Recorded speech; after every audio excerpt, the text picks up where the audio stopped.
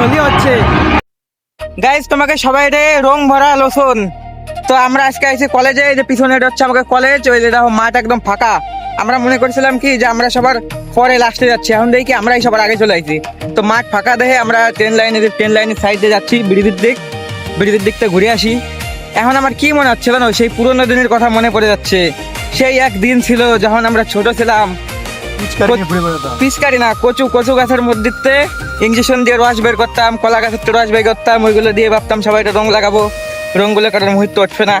আর এখনো একদিন নতুন জামা কাপড় পরে চলে আসছি কলেজে রং মাহামাহি করতে। আর আগে ছিঁড়া জামা কাপড় রেখে দিতাম যে হ্যাঁ এটা হোলির দিন পরবো।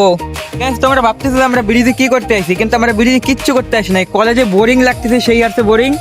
তো এই জায়গায় আসলাম, এখন 2-4 ছবি তুলবো। রং লাগানোর পরে তো সবাই এক্সটেটিক দেখা যায়, কিন্তু আমার দেখা যাবে চমুর মতো।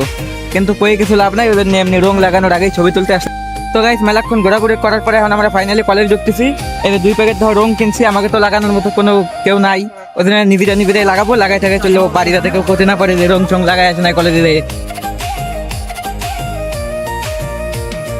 গাইস আমাকে রং লাগানোর মতো কেউ ছিল না, তো আমার এই যে বুনু আসছে, এটা দেখো বুনু হয়, এই রং লাগাই দিচ্ছে আমারে। হ্যাপি হোলি বুনু। দেখো আমিও তো রং লাগাইছি, আর আমার বন্ধু দেখো রং লাগাইছে, কিন্তু এটা দেখো কত সুন্দর এস্থেটিক দেখা যাচ্ছে। আর আমি কইছিলাম আমার চমু লাগবে, চমুই দেখা যাচ্ছে আমার।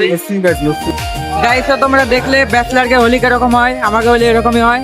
তখন আমরা চলে যাচ্ছি বাড়ির দিক, জামা কাপড় তো শেষ, মা এখন যে দেবে গাল।